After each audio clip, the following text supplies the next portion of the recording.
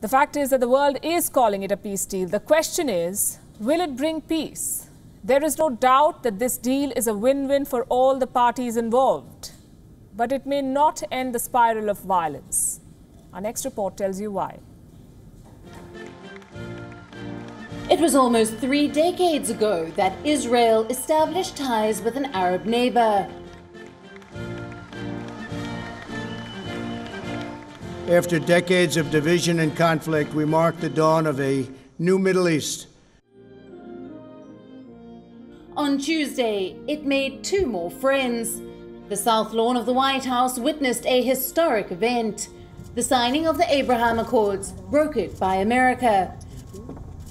West Asia has realigned. Israel, the chief benefactor of this new deal, is promising peace.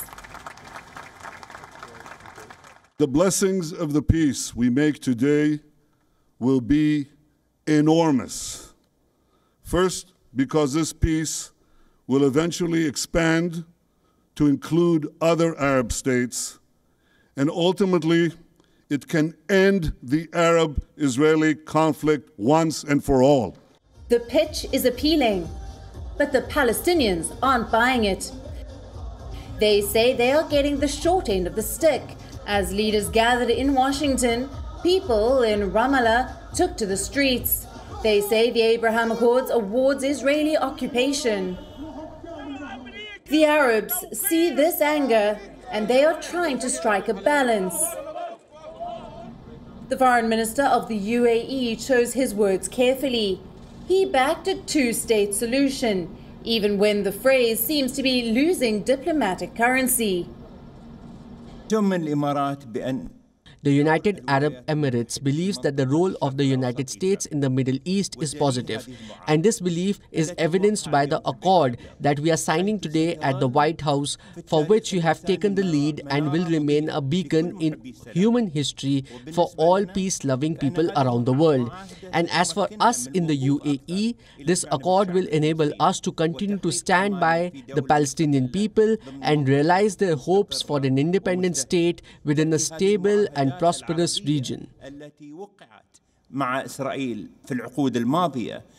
Tuesday's deal is the first agreement between Israel and Arab states since 1994, the year when Israel established diplomatic ties with Jordan. A union of Israel, UAE and Bahrain alongside the United States could be a move to contain Iran. With this deal, Israel has joined hands with the Gulf Sunni Arab monarchies. Together, they can take on a common enemy, Iran, that is dominated by Shiites.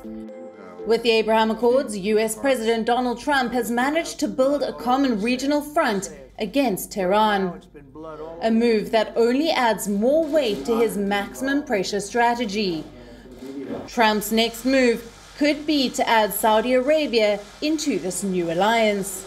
The US president has already promised to bring Riyadh on board. I spoke with the King of Saudi Arabia. At the right time, I do think they will come in. Yes, I do.